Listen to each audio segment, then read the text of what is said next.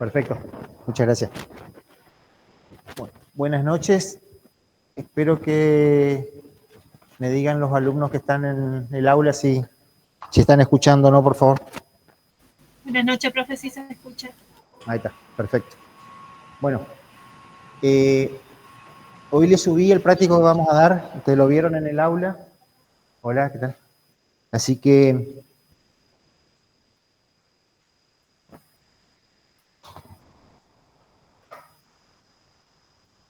espero que lo hayan resuelto, que lo hayan podido resolver. ¿No? Bueno. Con respecto a los prácticos, algo que le quería decir ayer era el tema de que la idea de los prácticos ¿tienen alguna otra materia antes que esta? ¿No?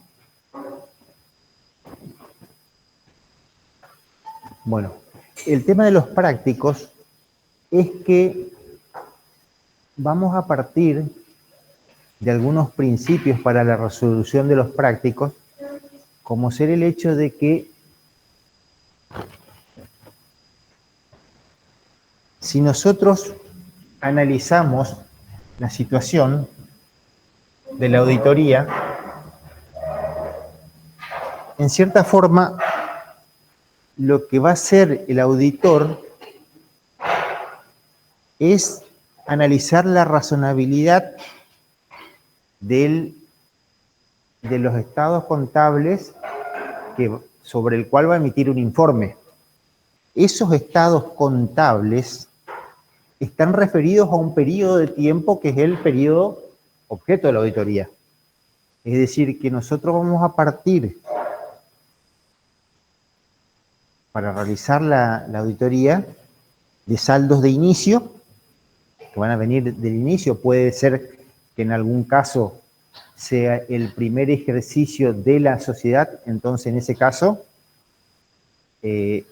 la sociedad va a iniciar con los aportes de capital. Pero en el caso de que no sea el primer ejercicio de la sociedad, nosotros vamos a partir con los saldos que va a traer la sociedad del ejercicio anterior, que seguramente van a tener un balance anterior, ya sea auditado por nosotros o por otro profesional.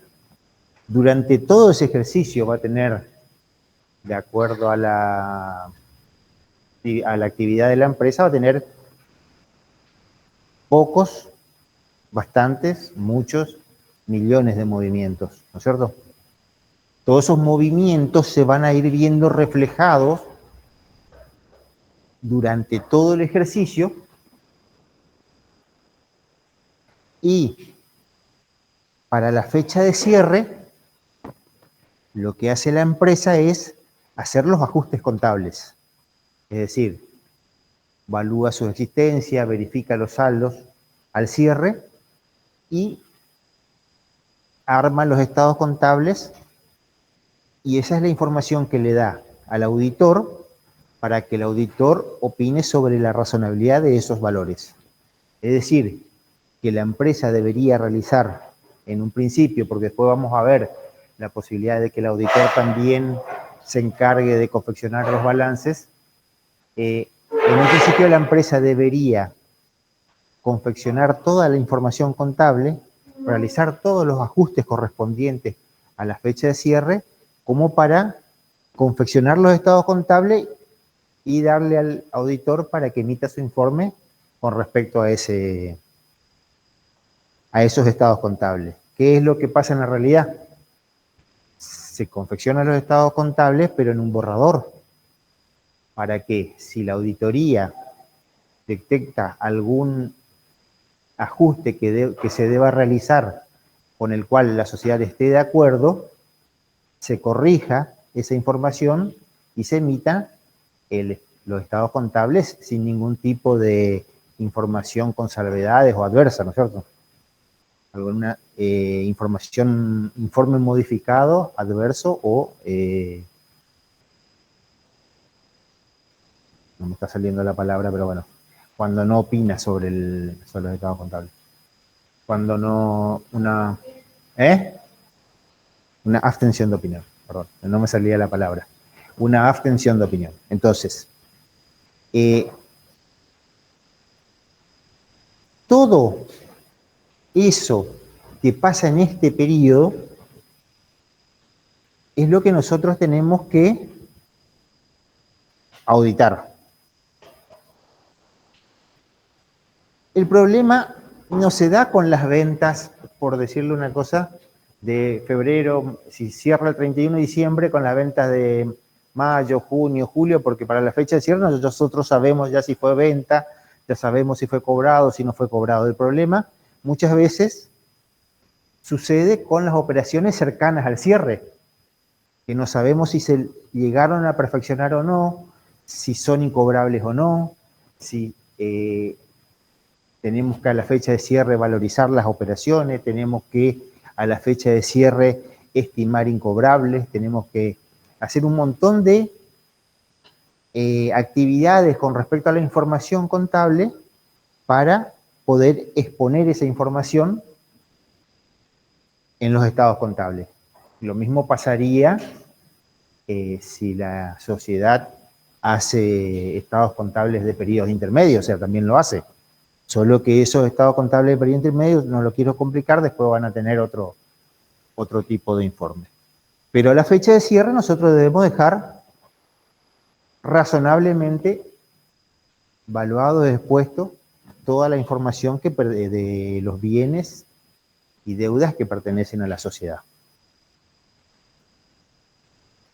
Eso implica un montón de tareas que tiene que hacer la sociedad y que nosotros después vamos a opinar si son razonables o no. Todas esas tareas, en cierta forma, ustedes tienen que conocerlas. Porque, por ejemplo, se realiza una venta a crédito. Una venta a crédito implica intereses. Si el plazo de pago de esa venta es posterior al cierre de ejercicio, quiere decir que va a haber un periodo de intereses ya devengado y un periodo no devengado. O sea, si ustedes dicen venta a crédito, ustedes ya tienen que saber que puede haber intereses no devengados. Si le dicen compra a crédito, ya tienen que saber que puede haber un interés no devengado. Si le dicen venta a crédito, tienen que saber que lo más probable es que tienen que analizar, lo más probable no, es que tienen que analizar si lo que se vendió a crédito es cobrable o no. O sea, lo tiene que hacer la empresa. Ustedes lo que tienen que hacer es controlar que la estimación de la empresa es razonable de acuerdo a las normas contables.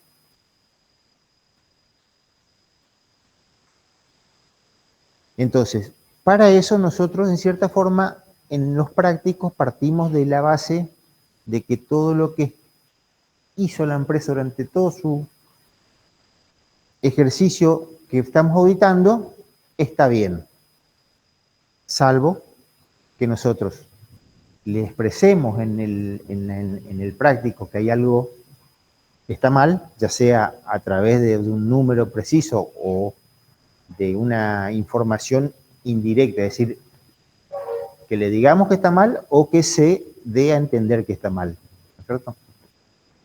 Por ejemplo, hay una venta a crédito y no hay intereses devengados, ni intereses devengados ni a devengar. Es decir, que hay algo que no cierra ahí, ¿cierto? Entonces,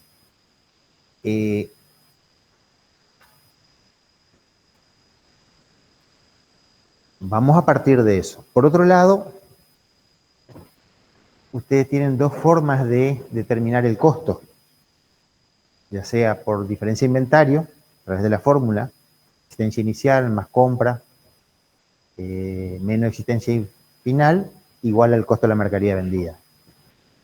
Esa forma de trabajar implica determinados asientos para la determinación del costo, que es distinta al inventario permanente, donde uno va, a medida que va dando de alta, incorpora la mercadería, a medida que da de baja, va reconociendo el costo. En el otro se utiliza una cuenta de movimiento que se llama compras, que al cierre del ejercicio tiene que tener valor cero. En cambio, en el otro se da de alta la mercadería como un activo y se va reconociendo a medida que se va produciendo la venta, se va reconociendo el costo. Y se van reconociendo otros resultados, que puede ser un resultado por rotura, por obsolescencia, todo ese tipo de resultados en el inventario permanente se pueden discriminar. En el método de diferencia de inventario está todo englobado dentro del costo porque no hay forma de determinarlo. Entonces, todo eso tienen que saber, tienen que manejar y dominar a la perfección porque cuando nosotros le ponemos una información en el práctico, ustedes tienen que ver la información que surge del práctico y sabiendo cómo se debería haber contabilizado algo y con la información del otro lado, tienen que verificar si se contabilizó bien o no. Es decir, se vendió el último día 10 sillas a crédito y ustedes van al estado a los saldos contables y no hay deudores por venta. Algo está mal, ¿no es cierto? Es decir, entonces, toda esa información contable que ustedes fueron aprendiendo hasta ahora, al momento de ver el práctico, ustedes lo tienen que dominar, porque le tiene que salir sola el hecho de que si hay algo, tiene que pasar tal cosa. Si pasa esto, tiene que pasar tal cosa. Si pasa esto, tiene que pasar tal cosa. Si ustedes tienen una asamblea de accionistas, que siempre ocurre, una asamblea que es la de la aprobación de los estados contables, que trata los balances del ejercicio anterior, que saben que tienen que constituir la reserva legal. O sea que ya saben. Es decir, todo ese tipo de cosas lo tienen que saber. Y si no lo saben, lo van a tener que repasar porque es indispensable para poder resolver los prácticos. Es indispensable. O sea, quieran o no quieran, van a necesitar tener esos conocimientos para poder resolver los prácticos.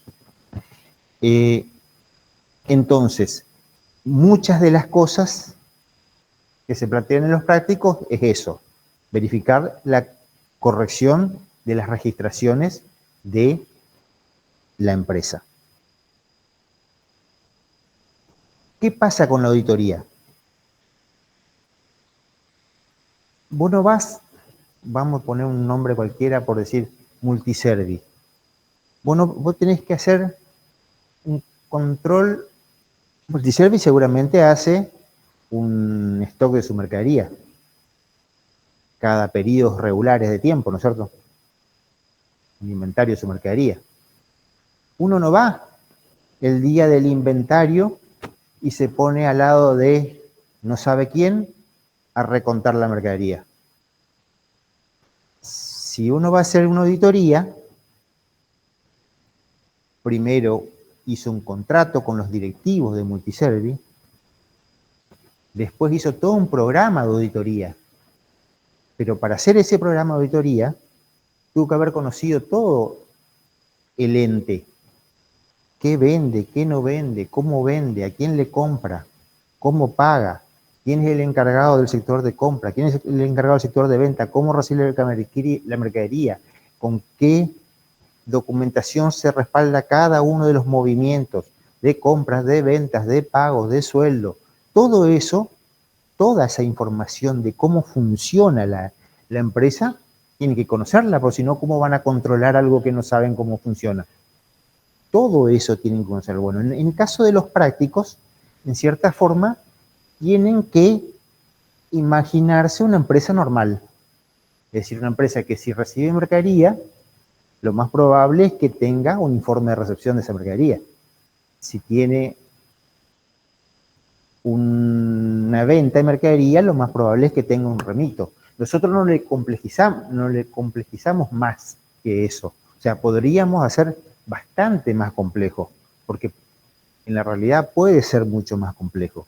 Es decir, Por ejemplo, si alguno trabaja en el Estado, ustedes saben que cualquier orden de cualquier compra del Estado, primero se hace una partida de la necesidad de la compra, después se piden oferentes, después recién se realiza la orden de compra para después recién autorizar esa orden de compra. Es decir, es todo un proceso larguísimo donde se interviene y uno va, digamos, haciendo. Bueno, esa complejidad en las empresas puede ser mayor o menor, pero siempre va a existir. ¿Por qué? Porque tiene que existir un control interno que le permita a ustedes opinar sobre si los valores de la sociedad son razonables o no. Es decir, no pueden no existir un control interno en la empresa porque ¿cómo ustedes van a decir es razonable que tenga determinados saldos si esos saldos no son controlados por nadie? No tienen un control ni siquiera por la empresa. Entonces, nosotros más o menos nos manejamos en todos los prácticos con un esquema razonable de organización interna. Tampoco le vamos a complejizar mucho eso, pero sí tiene determinada organización interna. En los prácticos hablamos de informe de recepción, de remitos, de facturas, de comprobantes, ¿no? ¿Por qué le digo esto? Porque entonces usted una vez que tienen todo ese conocimiento,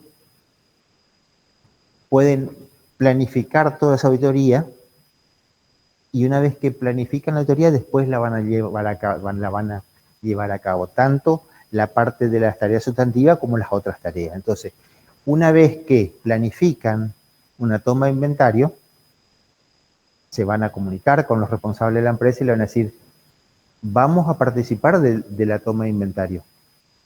¿Quién es el responsable de esa toma de inventario? ¿Qué se va a recontar en ese momento?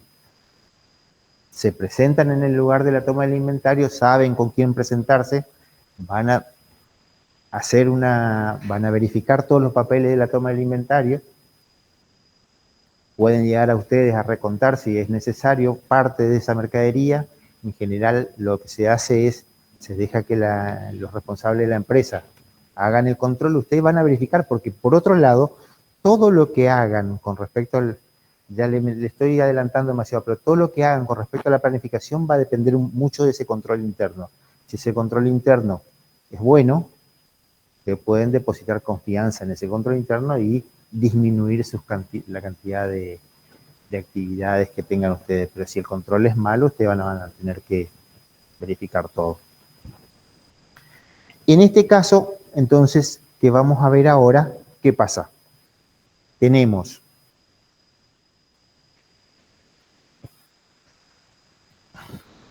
una empresa que utiliza la cuenta recaudación a depositar, ¿no es cierto? Es decir, que es una cuenta. ¿Qué tipo de cuenta de recaudación a depositar?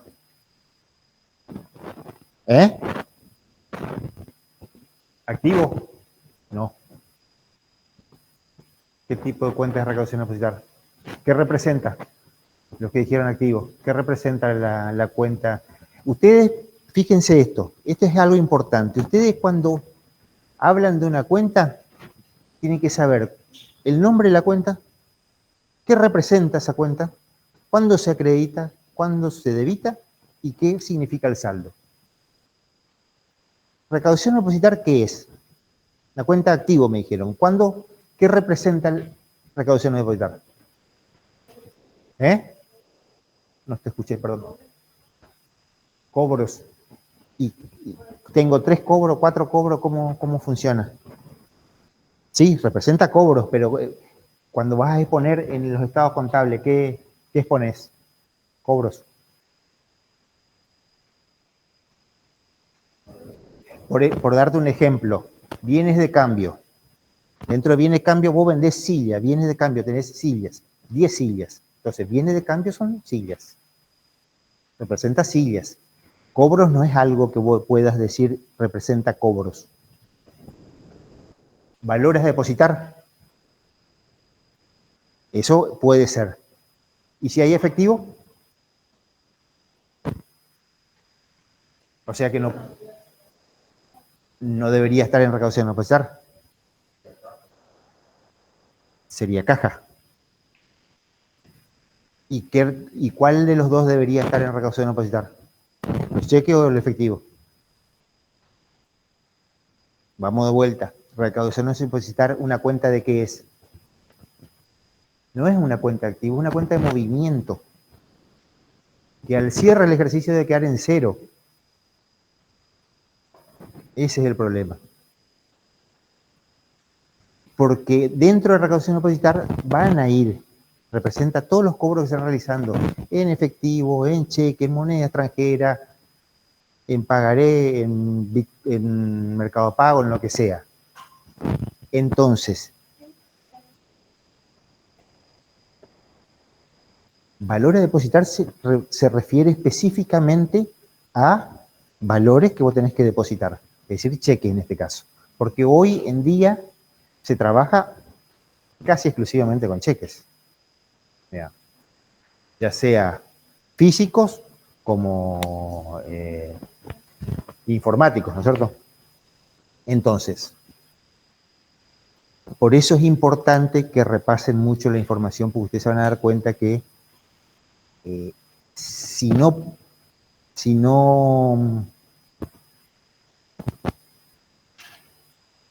conocen la información original, no van a poder corregir esa información original.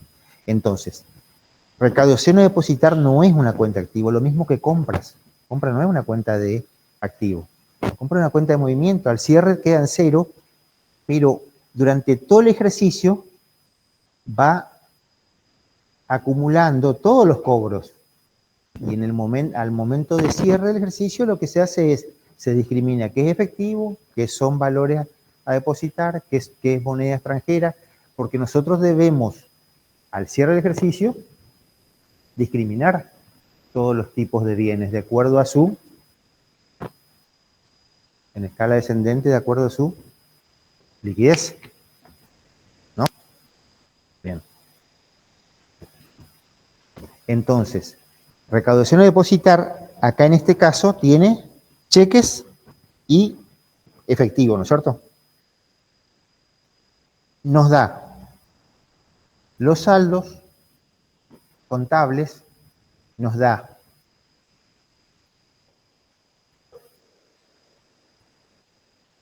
el corte de la información, nos da la fecha de auditoría, nos da la fecha del informe y nos da determinadas pautas que debe seguir la empresa como pautas de control interno que utiliza, ¿no es cierto? Lo que quiero ahora es que agarren y me digan cuánta plata tenía la empresa al cierre del ejercicio en efectivo. Lean el práctico y díganme.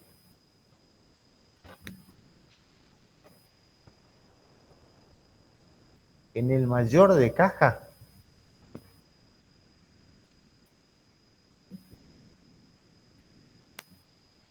es decir, acá, perdón, ¿cuánto debería haber? Los que están en sus casas también pueden decirme, digamos. Lo importante, que lo que quiero saber es cuánta plata tenía la empresa al cierre del ejercicio.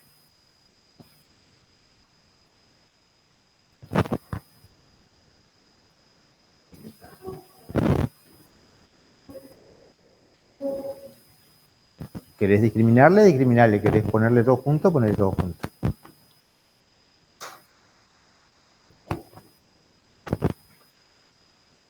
Si nosotros tenemos... Lo otro que es importante que ustedes vean es esto.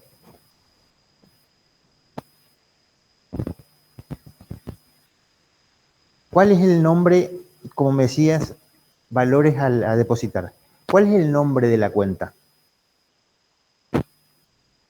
Las normas contables no me dan un nombre obligatorio para las cuentas, ¿no es cierto? En ningún lado dice que caja se tiene que llamar caja. Pero tiene que ser representativo de lo que significa o sea, caja puede ser efectivo, puede ser moneda, puede ser... Lo que caja no puede ser es rodados. Caja no se puede llamar rodados. Caja tiene que ser caja. Pero dentro de caja, nosotros podemos tener efectivo, podemos tener fondo fijo,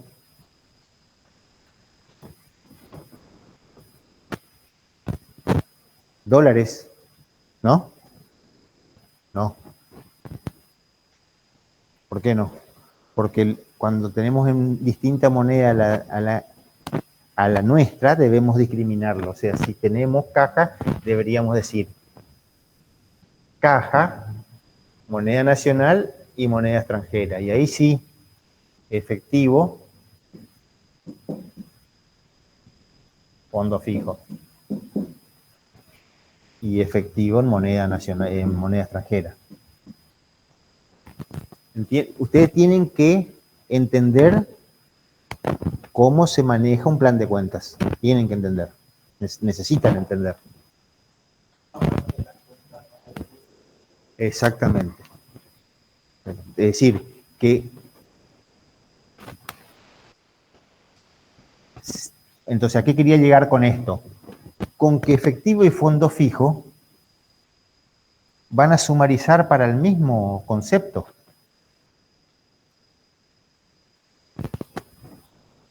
Dentro de los estados contables.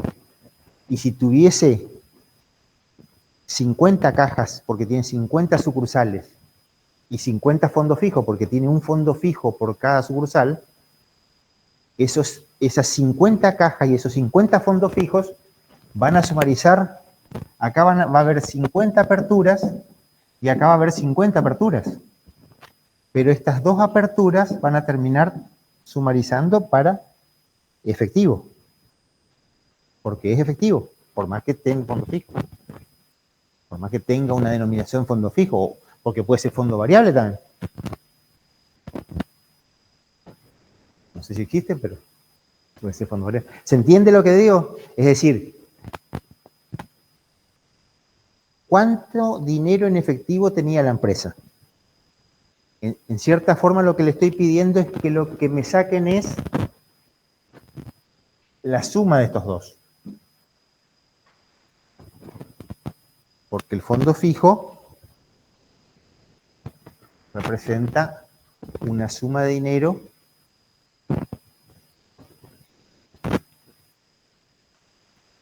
pero también se constituye con efectivo.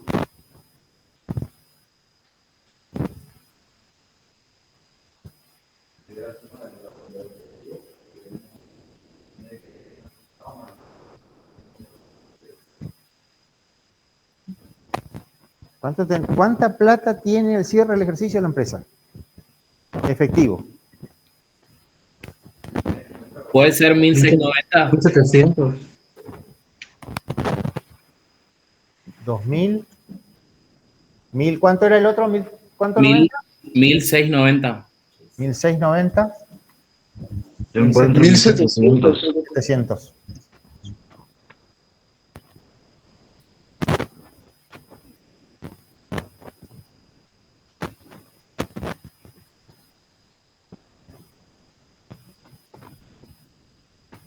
$2000 sería la suma de los 1800 que cobró más los 200 del fondo fijo.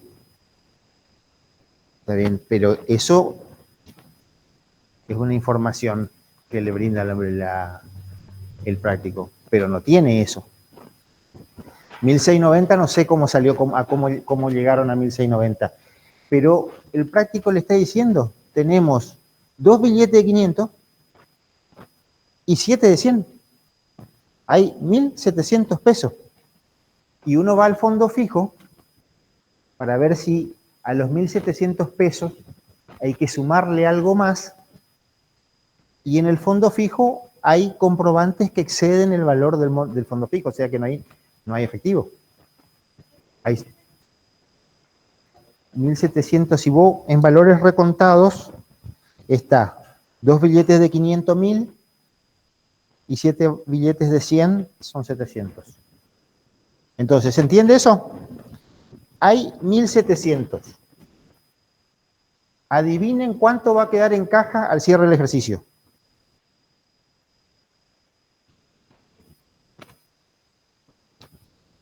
$1.700.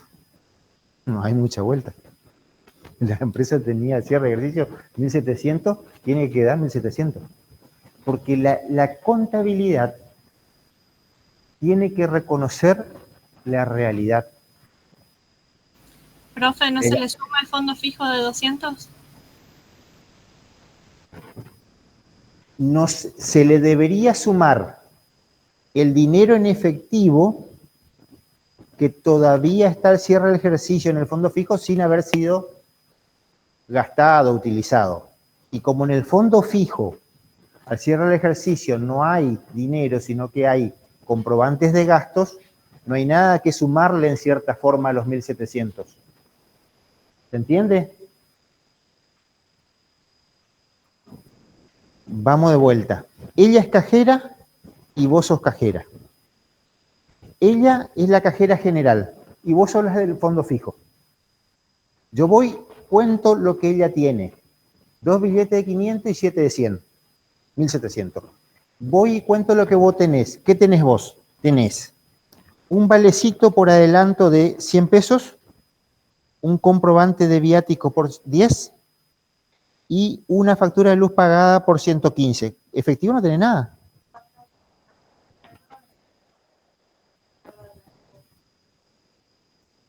Bien, perfecto. Ahora vamos a ver ese tema. Pero ¿cuánto efectivo tenés vos? Nada. Nada. ¿Cómo? ¿Por qué 75? ¿Eh?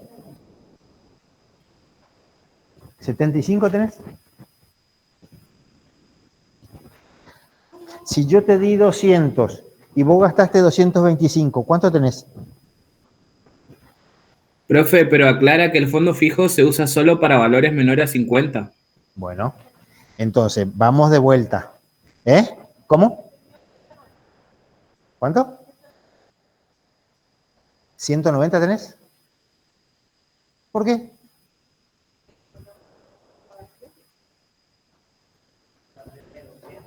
Claro, está bien. Bueno. Ah, perfecto.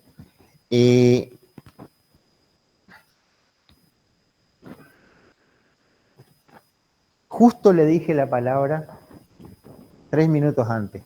La contabilidad tiene que expresar exactamente la realidad de las operaciones económicas de la empresa. Como eso es imposible, la auditoría utiliza el nombre razonable. Entonces tiene que acercarse razonablemente a la información real.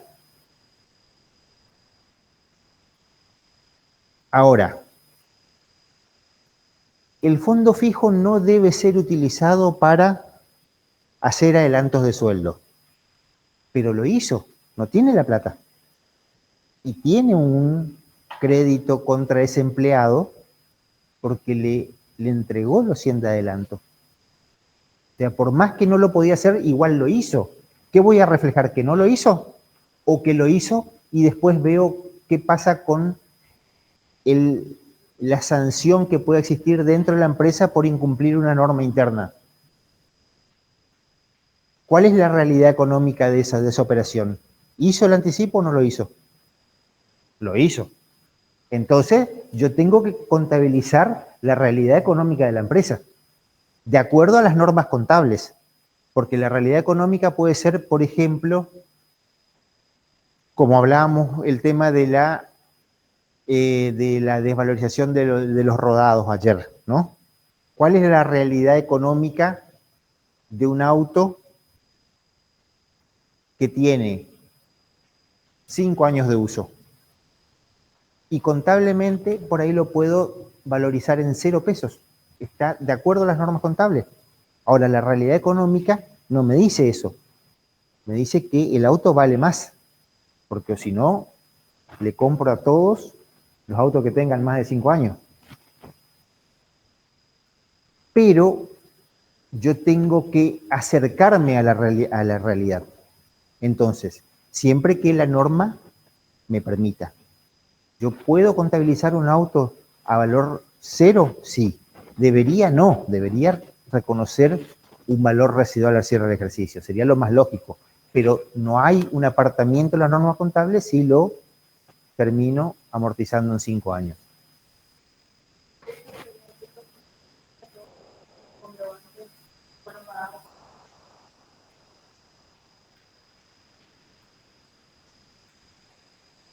Porque cuando vos haces un adelanto de un sueldo, viene el señor Deudorius, ¿no? Vos eres la responsable justamente del fondo fijo.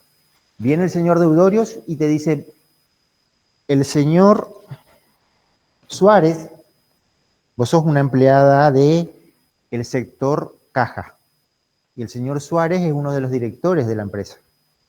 Dice, el señor Suárez me autorizó a que vos me des un anticipo de sueldo por 100 pesos. No, vos sos el responsable del fondo fijo, me dijo. Te llamó el señor Suárez y te dijo, ¿tu nombre? Flavia, dale el anticipo a Deudorius, después lo arreglamos. Yo soy responsable, yo te firmo el papel. Entonces, ¿vos qué haces? Le das los 100 pesos, él te firma un recibido, y como estás fuera de coso, vos vas al señor Suárez y le decís, señor Suárez, ¿me firma también? Entonces vos estás desligada de la responsabilidad. Acá el responsable de haber entregado con el fondo fijo es el señor Suárez, no vos. ¿Ah? ¿Pero se entregó el anticipo? Sí. La realidad económica indica que sí, que hubo un anticipo. ¿Vos tenías el efectivo en el fondo fijo? No. Entonces, ¿no voy a reconocer que tengo efectivo si no tengo el efectivo? ¿Ah? Lo mismo, bueno, el viático está dentro de las cosas autorizadas, y lo mismo pasa con la factura de luz. Si se pagó la factura de luz, se pagó la factura de luz, ¿qué va a hacer? Y sí, pero está pagada. O sea, ustedes comprobaron que está la factura de luz pagada. ¿Ah? Entonces, en el fondo fijo no hay plata. Lo único que hay son 1.700 pesos. Yo empecé al revés, o sea, empecé en cierta forma por darle eso para que ustedes entiendan que ustedes tienen que llegar a reflejar la realidad económica de la empresa, así como encaja en todo el resto de los saldos involucrados en recaudación a depositar, que después los van a tener que discriminar, hacer la apertura dentro de recaudación a depositar, que es efectivo, que son valores al cobro, que es moneda extranjera, que es Mercado Pago, que es Bitcoin, que es Viumi, que es todas las marcas y billeteras que quieran reconocer. Profe, una consulta. Sí. La sumatoria de los adelantos, los viáticos y la luz pagada da más de 200 pesos. Sí. Suponemos entonces que, o sea, no sería 1.700 tampoco, sería 1.675, ¿o no? No. La empresa tiene 1.700 pesos. ¿Por qué tiene? ¿Cómo yo sé que tiene 1.700 pesos? Porque en el recuento hay 2 billetes de 500 y 7 de 100. Hay 1.700 pesos. Ahora vamos a ver cómo cierra eso. Fernando.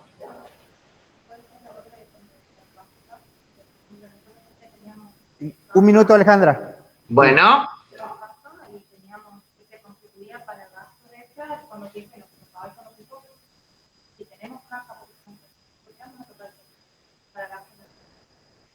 Sí, está bien. Eso es correcto, y eso te va a dar. La compañera lo que dice es, por si no la escucharon, que si tenemos una caja, ¿para qué vamos a utilizar el fondo fijo para hacer determinados gastos que encima no están autorizados para ser realizados por el fondo fijo? Lo repito para que lo escuchen los dos. Entonces, ¿es cierto? ¿Está mal?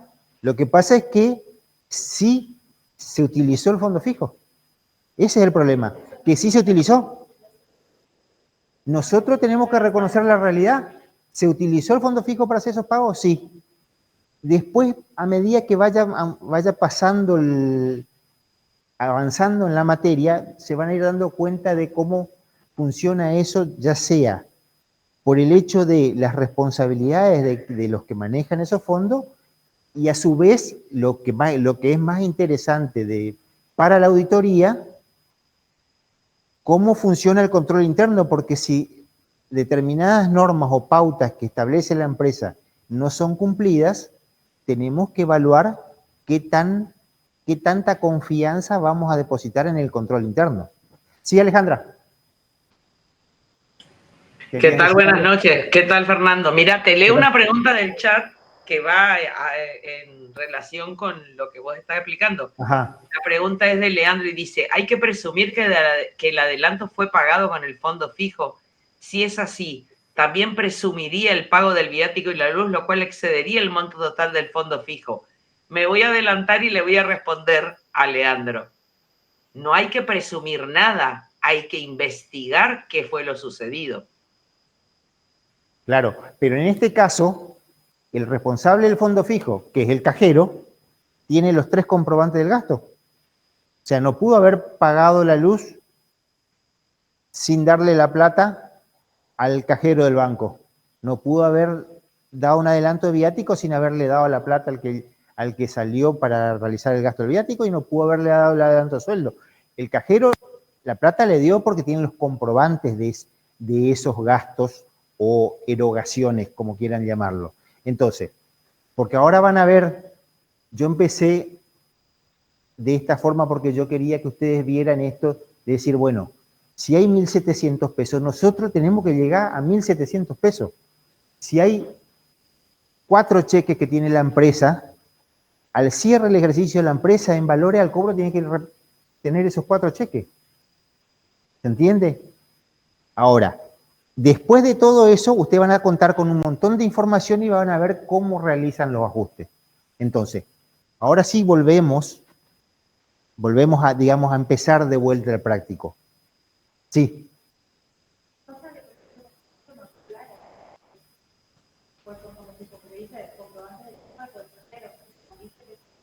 No. Dice, comprobantes de caja en poder del cajero, sí. Pero el cajero era el que era responsable del fondo fijo.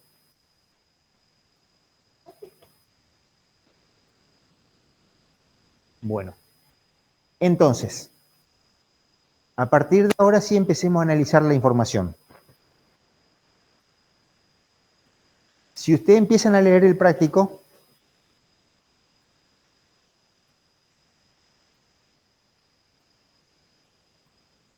van a ver que recaudaciones a depositar tiene un saldo de 15.600. ¿Ah? Eso es información contable. Quiere decir que la cuenta de recaudación a depositar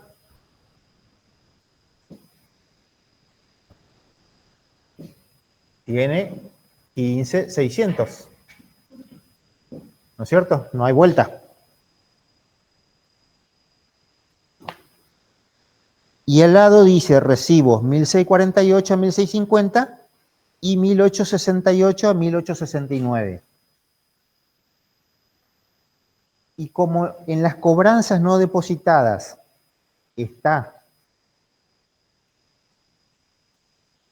el recibo 1.870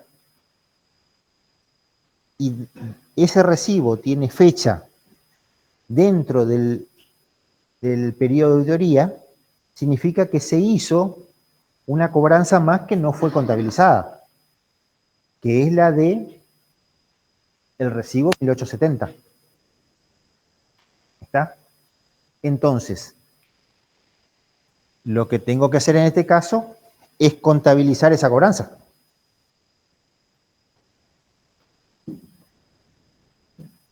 ¿Cómo contabilizo una cobranza? Reconozco el activo recibido y doy de baja el pasivo que está cancelando, ¿no? Vamos a poner cheques a depositar.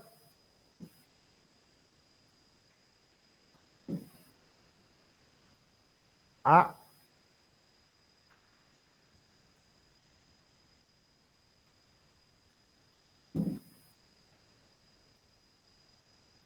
recaudaciones a depositar. A deudores por ventas. ¿Está bien? Por 800.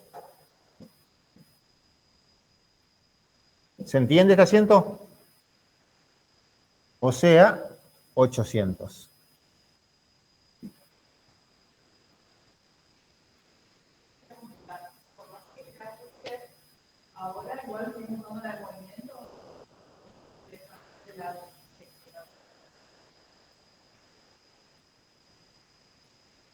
Al cierre, efectivo tiene que ser efectivo y valor de depositar tiene que ser valor de depositar. ¿Vos querés discriminarlo antes de empezar o querés discriminarlo al cierre? Es lo mismo. Lo que no podés hacer es dejar recaudación a depositar una cuenta de movimiento con un valor que sea distinto a 0. Lo mismo que compras.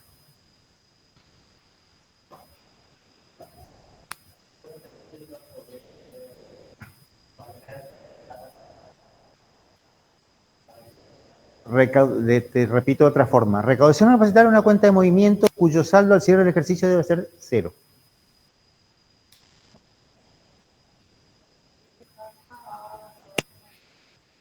Y evidentemente sí.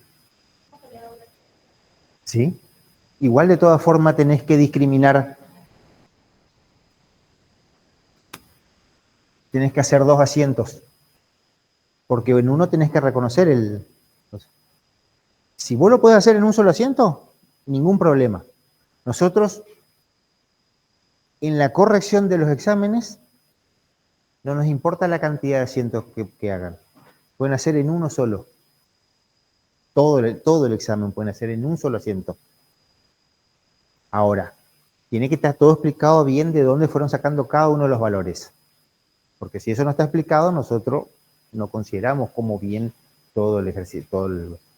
Te van explicando uno por uno, el asiento solo ya está explicando qué van corrigiendo. Entonces, yo acá lo que voy a hacer es voy a discriminar después. ¿Con qué información más cuento?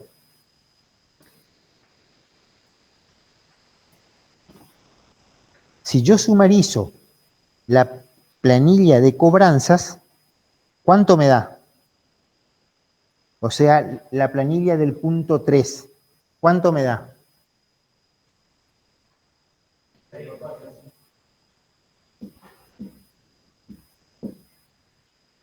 Me da 16.400, ¿no? Y si sumarizo la planilla del punto 4, ¿cuánto me da?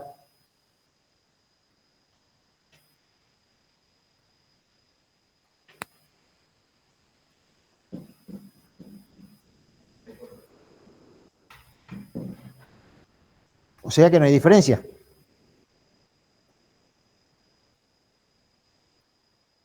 Si las dos planillas, las cobranzas realizadas y los valores recontados me dan lo mismo, ¿eh?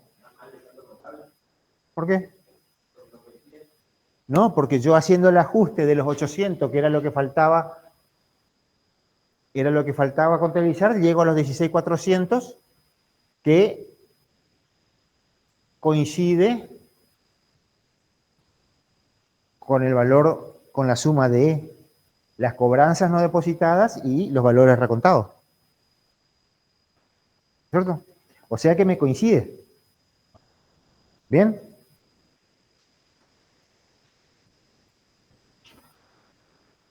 No tengo que realizar ningún asiento de ajuste con respecto a eso. ¿O sí?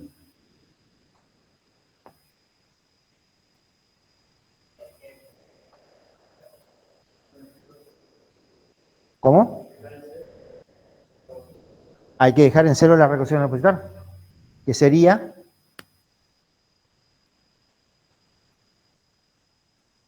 a recaudaciones a depositar por 16.400.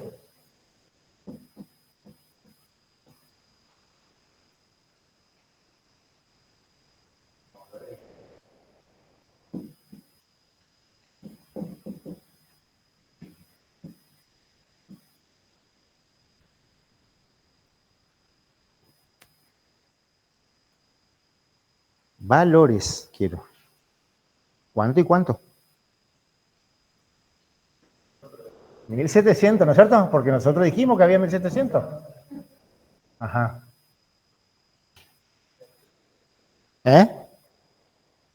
La diferencia que sería 14.700. ¿Ya?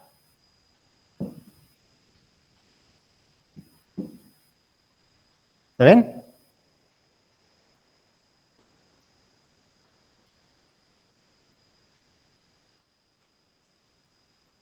No, está mal. Está mal, ¿por qué? Por dos cosas. Primero, porque la información de la planilla de cobranzas no coincide con los valores. Coincide en el monto total, pero no en la discriminación.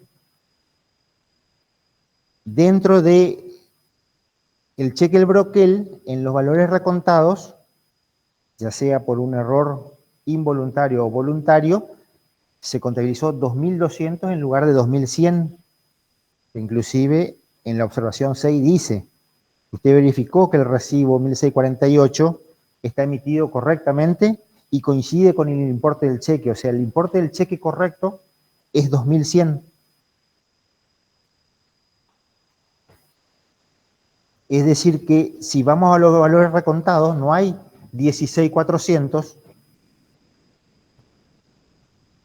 sino que hay 16.300. Y por ende hay una diferencia de 100 pesos menos.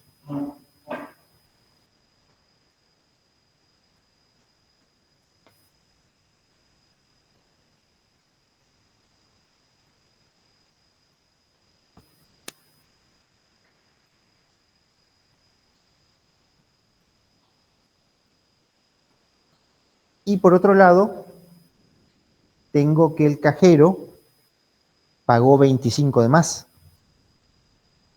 O sea que él, por un lado, le faltaban 100 y por otro lado, le sobraban 25. ¿No es cierto?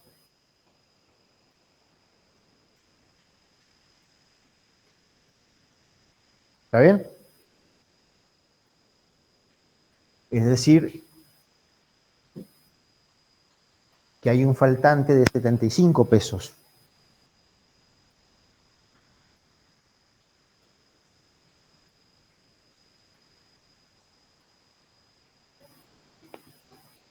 ¿De dónde saco los 75? Los 25.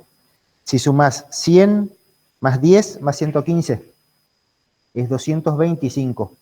Y el fondo fijo era de 200.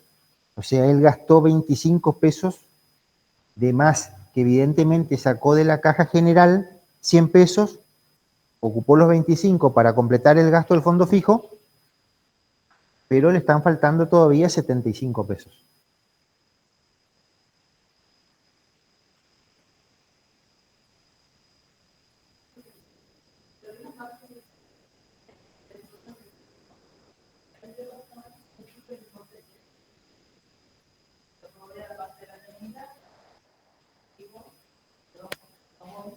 ¿2100? Sí, 2100. Claro, si vos, si vos corregís la planilla número 4 y en lugar de poner 2200 pones 2100, digamos, esto es información presentada por la empresa, no es la información que vos hiciste como auditor. Esta es la información presentada por la empresa. Entonces, esa planilla que en un principio sumaba 16.400, en realidad la suma correcta es 16.300. Entonces hay un faltante de 100. ¿Ya? Por otro lado, el cajero hizo gastos por encima de lo que había en el fondo fijo por 25. O sea que hay un faltante de 75. Entonces, ¿cómo contabilizo eso?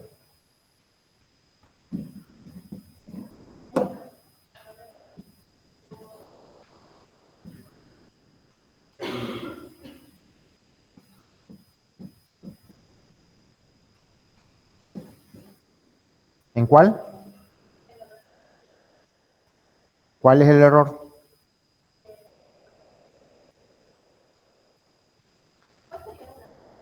No, no. La planilla de valores recontados de cobranzas no depositadas es una planilla que vos hacés de los recibos. Vos agarrás los recibos y decís, el recibo 1648, tanto, el recibo 1648, tanto, el recibo tanto. Cuando vas a hacer la planilla del número 4, te vas a los comprobantes, a los documentos, y ahí decís, tengo de billete de 500 hay 2, billete de 100 hay 7, no hay 8. Entonces, vos contás los valores. Son dos fuentes distintas de una misma información. En una estás viendo el recibo, la copia del recibo que se le entregó a la persona que pagó, y en el otro estás mirando el documento del efectivo que efectivamente te entregó. ¿Está? Y bueno, entonces lo que nos queda es reconocer los gastos que se realizaron, porque si nosotros queremos acercarnos, aproximarnos lo más fielmente a la realidad ahí, tenemos que reconocer que hubo un adelanto de sueldos por 100 pesos,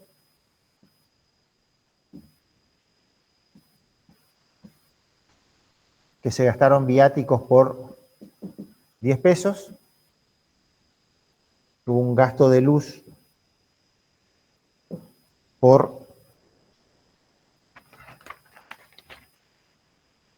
90,55, si mal no calculó la inteligencia artificial. IVA crédito fiscal.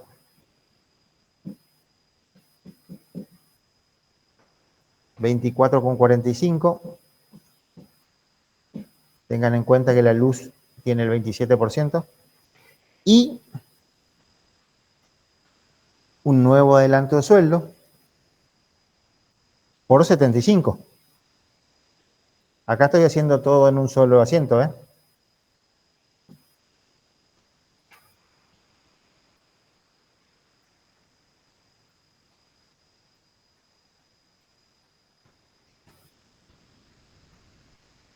A. Fondo fijo. Por 200. A. Recaudaciones a depositar.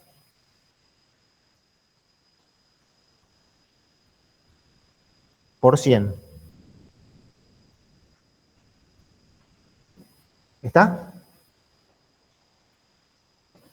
Ahí lo que hago simplemente es reconocer los 3 gastos del fondo fijo y adjudicarle los 75 pesos de faltante al cajero como un adelanto de sueldo. Y doy de baja al fondo fijo.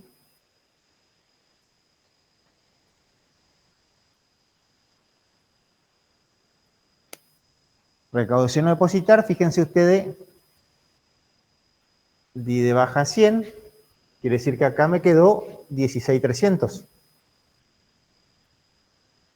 Entonces, el siguiente asiento va a ser efectivo, valor a depositar. Ah, no, ya hice eso acá.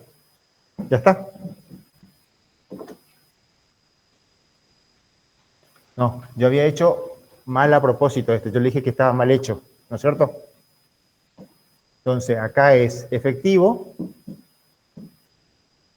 valores a depositar, a recaudaciones a depositar. Pero por 16.300.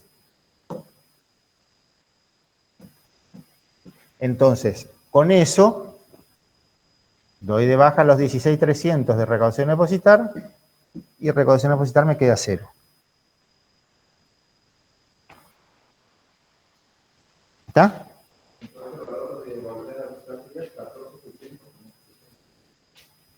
No, 14.700. Perdón. Valor a depositar, sí, 14.600. Es la suma de los valores a depositar. Esto habíamos hecho mal, ¿no es cierto? Acá sería 14.600. Está bien. Los 4 documentos tienen que sumar 14.600. ¿Está? A recaudación a depositar por 100.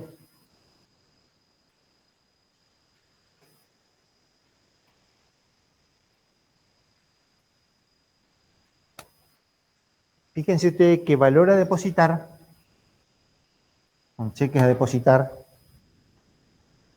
debería ser discriminado si son valores cuyo vencimiento está operado al cierre, es decir, ya sean los cheques al día, los cheques comunes, o cheques de pago diferido, pero que tengan un vencimiento hasta el día 31 del 12.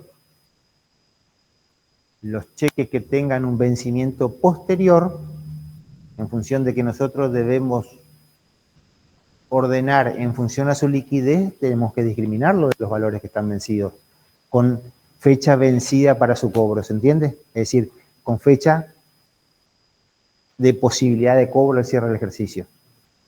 Un cheque común, ¿conocen el cheque común? Uno emite hoy, 19 de agosto, páguese a 100 pesos. Vos te presentás mañana y lo cobrás. Un cheque de pago diferido, dice 19 de agosto, el 25 de noviembre páguese 100 pesos. Vos no te puedes presentar antes del 25 de noviembre. Entonces, como la información de los saldos contables tiene que ser ordenada en función de su liquidez, en caso de un cheque común o vencido ya a la fecha de cierre, se tienen que discriminar de los cheques diferidos y exponerse separado.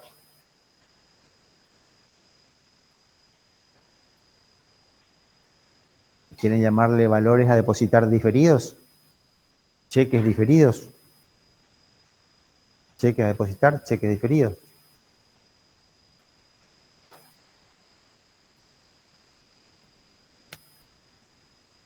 Entonces, ¿cómo me aproximo a la realidad yo? Diciendo que tengo valor a depositar por 14.600 y que tengo efectivo por 1.700. Que hice un adelanto de sueldo de 100, que hice otro adelanto de sueldo de 75, que tuve gastos de viático por 10 pesos y que tuve gastos de luz por 90,55 y anticipé ganancia por, anticipé IVA por 24,45. Anticipé o pagué IVA por un crédito por IVA por 24,55. Eso es lo máximo que me puedo aproximar a la realidad en este caso.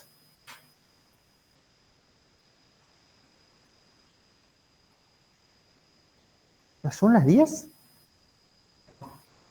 Ah, no, las 9. Ah, casi me asusto. Bueno, ¿se entendió? ¿Se dejó? ¿No se entendió algo? ¿Algo que quieran reforzar? Entonces, fíjense usted que lo que voy a hacer, lo que va a pasar en los prácticos es que usted tiene que tratar de reflejar la realidad del práctico en función de la información que le va dando el práctico. Acá, ¿qué nos dijo el práctico? Que el cajero cobró 1.800 pesos y tenía 1.700 al cierre. Pero que tenía un fondo fijo de 200 y gastó 225. Entonces, en realidad, si bien tenía 100 pesos de menos en la caja general, había gastado 25 en el fondo fijo, de más, lo que tenía era un faltante de 75.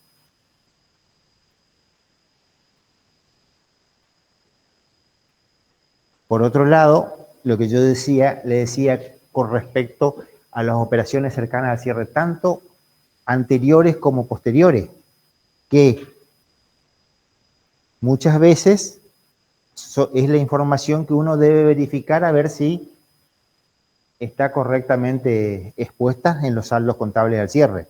Es decir, nosotros como auditores, si vamos a realizar una auditoría, lo más común es que las empresas que tengan auditorías las contraten durante el ejercicio. Entonces, el auditor tiene tiempo de espaciar, estamos hablando de empresas importantes, de espaciar sus controles durante todo el ejercicio. Quiere decir que si ustedes, por ejemplo, van a hacer el inventario de los bienes de cambio, ustedes fueron verificando a lo largo del año la toma del inventario de la empresa, si es correcta, si no es correcta, si tiene los controles adecuados, de forma tal que cuando llega el cierre del ejercicio, no es necesario que la empresa haga el día 31 a las 12 de la noche su inventario de mercadería, porque si tiene un sistema de control que funciona correctamente, ustedes pueden depositar confianza en decir, bueno, 10 días antes se hizo un inventario y tanto las salidas como los ingresos de mercadería se documentan correctamente. Entonces, si yo hago un corte de la documentación y veo que hasta desde la fecha del último inventario hasta la fecha de cierre salió tanta mercadería e ingresó tanta mercadería, puedo determinar razonablemente que al cierre del ejercicio había la mercadería que existía en la última toma de inventario, más toda la que ingresó menos la que salió. ¿No es cierto? Eso es siempre que ustedes depositen confianza en el control que tiene la empresa. Si no pasa eso, ustedes van a tener que acercarse lo más próximo a la fecha de cierre para cotejar en la toma de inventario que realmente existía esa mercadería. Inclusive, ese control puede ser posterior al cierre, porque puede ser que haya tomado un inventario el 10 de diciembre, y el 10 de enero. Entonces ustedes van al control del 10 de enero, le restan los ingresos de mercadería y le suman la salida, que es lo mismo. Y logran el stock al 31 del 12. ¿No es cierto? Por eso, como las empresas no paran por las auditorías, sino que es todo un proceso continuo, ustedes van a tener que ir viendo cómo planifican y desarrollan sus tareas de auditoría para dejar razonablemente expuestos en los estados contables los valores que corresponden, que ustedes creen razonables, ¿no es cierto? Eso puede pasar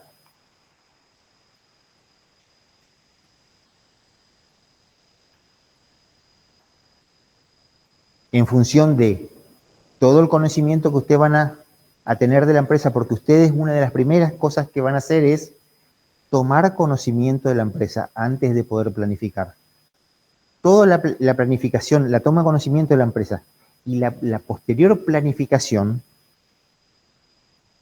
se vuelve retroalimentada en forma constante, porque ustedes pueden tomar conocimiento de que el control funciona bien, pero a medida que avanza la auditoría, ustedes se dan cuenta que hay cuestiones formales que estaban establecidas formalmente y eran correctas y en la realidad no se cumplían. ¿Cierto? Entonces ustedes van a ir retroalimentando su programa de auditoría en función de todas las tareas que vayan realizando. Pero lo importante, entonces, es dejar razonablemente expuesto al cierre del ejercicio la realidad económica, que a veces, por ejemplo, puede no coincidir con la realidad que es muy valorada por ustedes, la impositiva. Y ahora le voy a explicar. Quiero leer acá lo que dice. ¿Por qué se utilizó la cuenta de adelanto de sueldos para el faltante de 75? Generalmente utilizamos la cuenta adelanto de sueldo porque el cajero, que es un empleado de la empresa, es el responsable de los fondos que maneja de esa empresa. Y en la mayoría de los convenios colectivos de trabajo, inclusive se le paga un fondo por manejo de fondos. Es decir, que es lógico que puedan existir faltantes, sobre todo, por ejemplo, en determinados rubros donde uno va a California, por ejemplo, y nunca le sale 78 pesos. Sale 73,75. Y hoy ya no se utilizan las monedas. O sea que va a haber un desfasaje todo el tiempo entre lo que recibe y lo que da de dinero. Cuando trabaja con dinero efectivo, cuando es con tarjeta o alguna billetera virtual, el monto puede ser exacto. Pero en efectivo no necesariamente existe el cambio. Si te cobran 89,88, o vos le regalás 2 centavos o ella te regala 3. Imposible que te dé 88 centavos. De a 1 centavo ya ni existe la moneda. Entonces, todo eso se va acumulando en una diferencia de caja que al cierre del ejercicio, al cierre del mes, las empresas toman como válido determinados montos de diferencia. Si exceden esos montos, el cajero debe ser responsable de esa diferencia, pero para ello también se le paga un importe que es por movimiento de caja porque puede existir una falla, entonces se le va pagando. Lo que no puede existir es un gran faltante. Entonces, en esos casos, la empresa debería tomar otro tipo de recaudos. ¿Cómo? Y en el caso de que sobre, es de la empresa la plata. En caso de que falte, es de la empresa la plata. Por ejemplo, en el caso, yo no estoy seguro, pero me imagino que en los casos así de empresas como California, que tienen esos movimientos chicos, tanto los faltantes como los sobrantes, se hace cargo la empresa siempre que sean lógicos.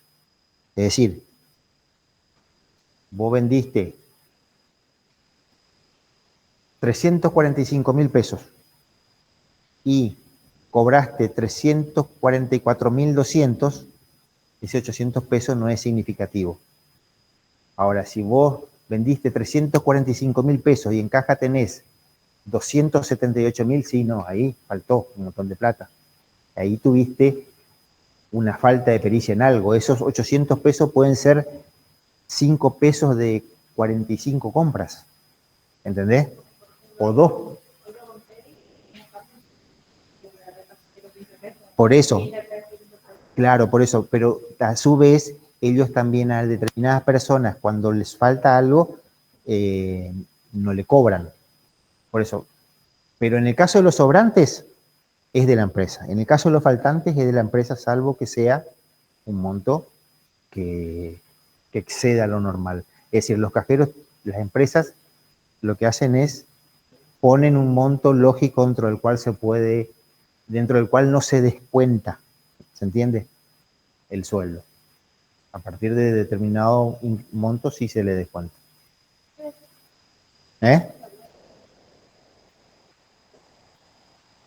No, ni idea. Pero eso es una política interna de la empresa. Puede ser que le descuente y le acredite toda la diferencia.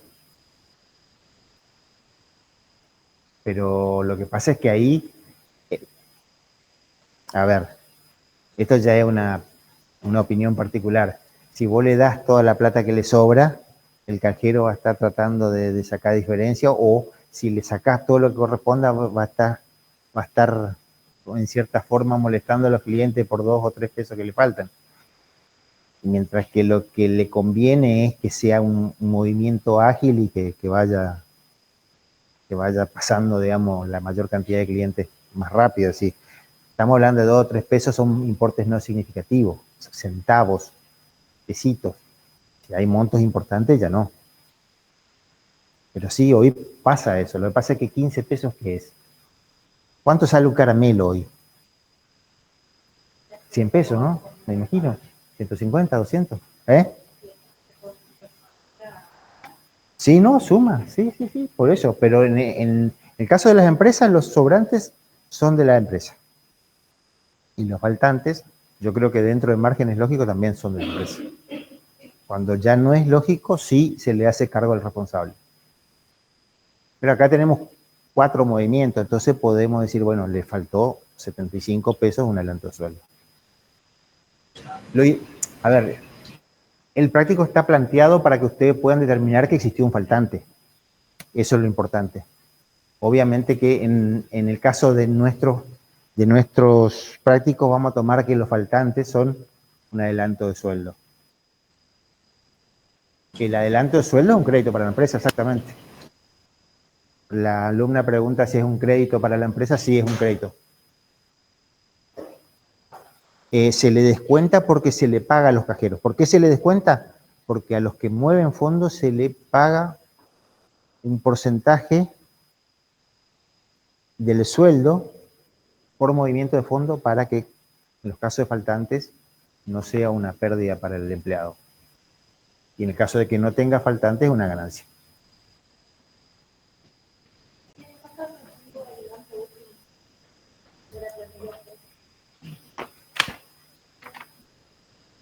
Sí. Sí.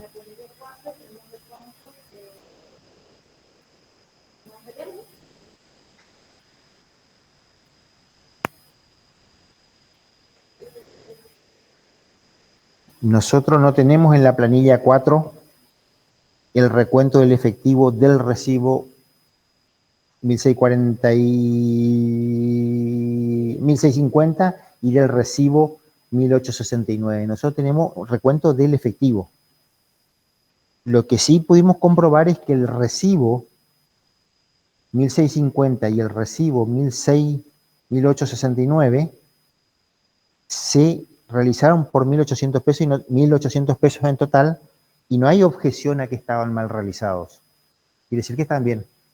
No hay ninguna información que te diga estuvieron mal contabilizados esos recibos. Estuvieron mal confeccionados.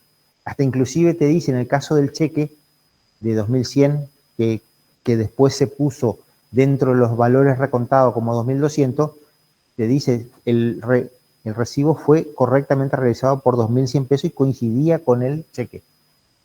Entonces te está diciendo que en la planilla de los valores recontados se puso un valor erróneo a los efectos de determinar la suma total. ¿Se entiende cómo es más o menos la metodología de los prácticos? Sí.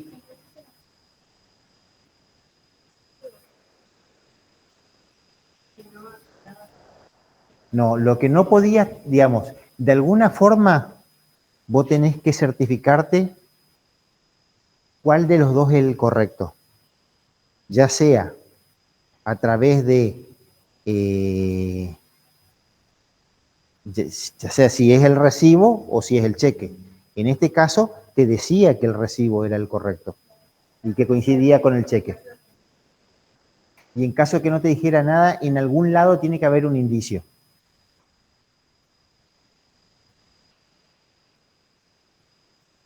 Porque en este caso, fíjense, la planilla 3 y 4 fue confeccionada por la empresa, no por el auditor.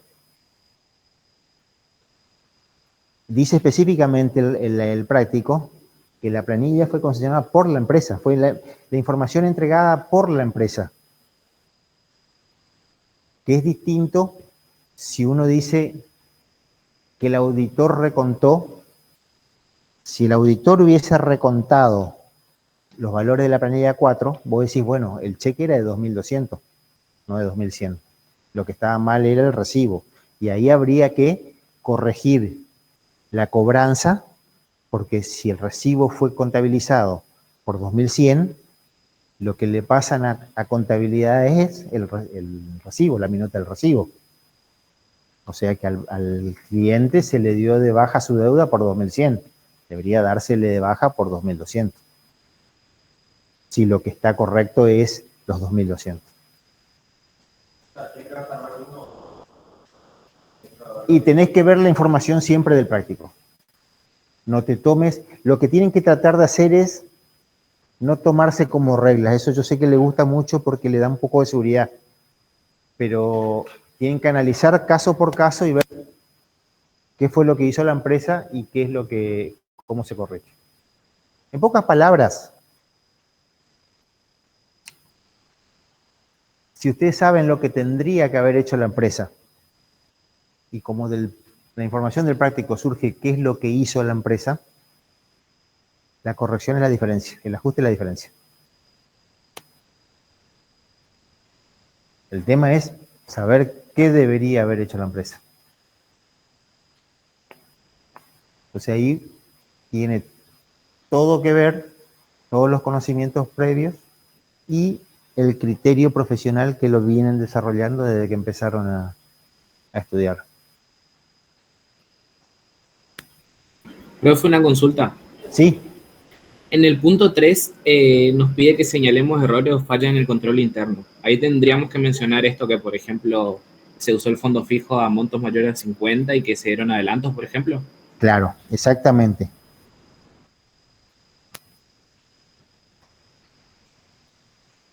¿Hay alguna forma de responder o es en base al... No, es eso que decís. El tema es, ahora cuando ustedes vean la parte del contrato de auditoría, el auditor no va a la empresa a hacer una auditoría porque sí. Es contratado por los responsables de la empresa. Lo ideal es que ese contrato se plasme en un contrato físico, donde las partes expresan sus derechos y obligaciones siempre de acuerdo a las normas legales, ¿no? Porque vos no podés, como auditor, decir que vas a hacer una auditoría que dé positiva. No podés subordinar tu trabajo al resultado del balance. Por eso digo, siempre dentro de las normas. Pero dentro de las normas uno establece cuáles son sus obligaciones dentro del contrato de auditoría. Las sugerencias para mejorar los sistemas de la empresa y el control interno no son una obligación de la auditoría, pero sí se puede pactar como una tarea adicional de la auditoría sugerencias que mejoren los sistemas de control que utiliza la empresa y las normas que utiliza la empresa para desarrollar su actividad. Eso lo van a ver bien ahora después cuando vean contrato de auditoría, pero no es una obligación de una auditoría común hacerlo. Lo que pasa es que, si bien no es obligación marcarle todas las deficiencias que tienen en los sistemas de control, termina siendo en cierta forma necesario, por lo menos, hacerle una comunicación de las cuestiones que encontraron y que ustedes creen inconvenientes, porque generalmente las auditorías son recurrentes. Entonces, si ustedes tienen un problema en una auditoría, a efectos de que ese problema no se vuelva a repetir en las sucesivas auditorías, lo que van a hacer es sugerirle a los responsables de la empresa que tomen medidas con ese incumplimiento, en cierta forma, para que ustedes puedan tener, digamos, la menor cantidad de tarea posible dentro de la auditoría que están realizando. Ese cheque por 2.200 es valor recontado, es decir, que el cheque está confeccionado por un valor mayor a lo que corresponde. En ese caso, ¿no habría una deuda con el proveedor? No. En la observación 6 te dice que el recibo 1648 está emitido correctamente y coincide con el importe del cheque. Quiere decir que el importe del cheque era 2.100, no 2.200. Ah, ya entendí, profe, punto 7. Bueno. Entonces, las sugerencias para mejorar las cuestiones que ustedes puedan encontrar como, acá en este caso, la deficiencia de que no se deberían hacer gastos superiores a 50 pesos y que no se deberían dar adelanto de sueldo, no son obligación del auditor en una auditoría común, salvo que esté pactado. Pero lo que sí se hacen sugerencias a efectos de poder no repetir esos errores indefinidamente y que ustedes tengan que... En auditoría hablamos de ampliar la cantidad, oportunidad de las tareas de auditoría. Si ustedes tienen un control poco eficiente, lo que van a hacer es, van a tratar de que las tareas de auditoría sean lo más cercanas al cierre y van a tener que ampliar bastante la muestra. Si usted tiene un sistema de control que funciona correctamente, las tareas no necesariamente van a tener que ser tan cercanas al cierre y la muestra que ustedes tomen no necesariamente va a tener que ser tan grande. Le doy un ejemplo. El supermercado tiene 10.000 productos y toma inventario toda la semana de 100 productos. Ustedes van participando y ven que todas las tomas de inventario coinciden, que los faltantes son correctamente detectados, que existe digamos, un procedimiento formal que se aplica en la realidad en la toma del inventario y que todos los desvíos, los faltantes o sobrantes son correctamente detectados y son con posterioridad contabilizados. Entonces, no necesariamente van a tener que acercarse mucho a la fecha de cierre, porque usted, la empresa habiendo tomado un inventario dentro del mes cercano al cierre y usted pudiendo evaluar las operaciones que se efectuaron entre la fecha del último inventario y la fecha del cierre, pueden determinar razonablemente que esa mercadería existía. En cambio, si la toma de inventario es muy deficiente, lo más probable es que tengan que acercarse lo más próximo a la fecha de cierre para poder decir que razonablemente esa mercadería sí existe. Pero todo eso hace que ustedes va a variar la programación de la auditoría en función a las fechas y a las cantidades. Eso en todas las cosas, porque ya sea en mercadería, ya sea en la circulación a proveedores, la circulación a clientes, toda la información de la empresa, todas las operaciones de la empresa van a tener que contar con un control adecuado para que ustedes puedan depositar confianza, como se dice, y poder disminuir la muestra a tomar. ¿Cuál es el tema de la muestra? Que es uno de los principios de la contabilidad, la relación costo-beneficio. Yo no puedo controlar, yo puedo dejar exactamente evaluado un balance, pero tengo que controlar el 100% de las operaciones y el 100% de los bienes. Y ni así, porque hay valores que no necesariamente reflejan la realidad. Pero si yo controlo, vamos a poner el caso de los bienes de cambio, yo puedo dejar con 100% de certeza las cantidades de sillas que tiene la empresa. Si tiene 10 sillas no hay problema, porque yo hago 1, 2, 3, 4, 5, 6, 10. Tiene 10 sillas. Ahora, es una facultad que tiene 20, en cada provincia tiene una sucursal y tiene 75, 25, 30 aulas por cada una de sus sucursales. ¿Cuántas sillas tiene? Y bueno, lo más probable es que haga un control vaya controlando, pues, digamos, las sillas que tiene inventariadas, vaya realizando controles y bueno, si yo veo que dice que en Posadas tiene 15 aulas con 50 sillas cada una y cuando voy encuentro 15 aulas que tienen 50 sillas y una que tiene 48, de 15 por 24 provincias no hay una diferencia significativa. Ahora, si voy y hay la mitad de la silla que tiene que haber, bueno, ahí ya voy a tener que agarrar y no voy a poder decir, bueno, sí tiene. No puedo inferir que está bien, porque lo que yo hago es, de la muestra, infiero sobre el total. Digo, bueno, si la muestra está bien, el total está bien. Si la muestra está muy mal, el total está mal. Entonces tengo que controlar todo para opinar que es razonable la información. ¿Se entiende? Entonces, el sistema de control el funcionamiento del sistema de control de la empresa es muy importante a los efectos de las tareas de auditoría que van a realizar, tanto cómo se programan como cuando se realizan.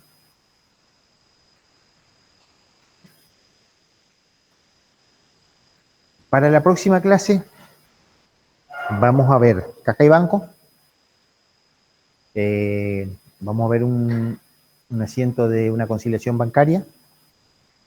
La conciliación bancaria, lo mismo, es algo que realiza la empresa y que el auditor controla las conciliaciones realizadas por la empresa. Una tarea que realiza la empresa. Las conciliaciones se pueden hacer partiendo del saldo del banco y llegando al saldo del contable o a la inversa, o hay una que se parte de los dos saldos y se llega al saldo real. Eso es indistinto cómo ustedes lo resuelven en los prácticos. El tema es que, volvemos a lo mismo, cuando ustedes tengan la cuenta banco, el importe importante es este, ya sea este o este acá que tenga que pasar al pasivo. ¿No es cierto? Porque saben que sí, fíjense, otra cosa, hay un banco que tiene saldo negativo, tienen que pasar de banco, cuenta corriente, cuenta de activo, a banco, cuenta corriente, cuenta pasivo. No es lo mismo, no es la misma cuenta. O sea, banco, cuenta corriente, activo tiene que quedar en cero, banco, cuenta corriente, pasivo tiene que quedar reflejando la deuda de la empresa. Entonces, vamos a ver eso y pasa lo mismo que en este caso. Nosotros tenemos que llegar a esta fecha, tenemos que ver las operaciones cercanas, si hay que debitar, si hay que acreditar bancos, si hay que reconocer un depósito, si hay que reconocer un gasto que no se contabilizó, todas las operaciones cercanas y que puedan generar algún tipo de propuesta de ajuste para dejar correctamente, razonablemente evaluada la cuenta de los bancos. Cuando hablo de banco hablamos de todos los productos vinculados al banco, que pueden ser plazo fijo, préstamo, cuenta corriente en moneda extranjera, descuento de documentos, bueno, todas las operaciones que estudiaron en instituciones financieras, no sé cómo se llama ahora, vinculadas a las entidades financieras, están dentro del rubro, digamos. ¿Está? ¿Alguna duda? ¿Alguien se quedó con alguna duda? Nada. Profe, ¿puede dejar su mail para cualquier consulta, por favor? El mail de la página, ¿cómo es que se llama? Del aula virtual. Están ahí. El mail del aula virtual, todos lo tenemos habilitado. ¿Sí?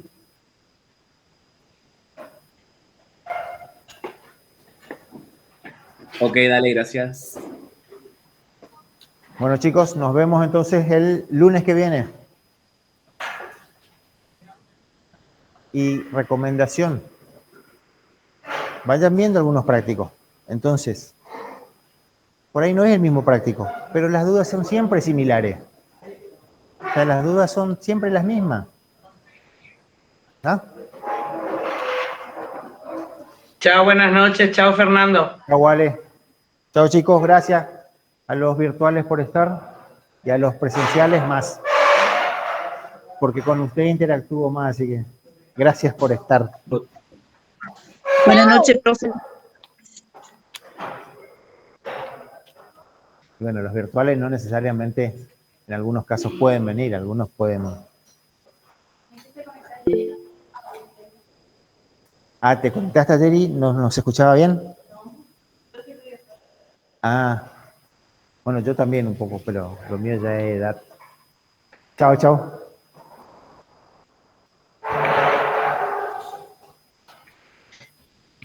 No, y lo otro que tienen que hacer es sacarse las dudas acá con nosotros.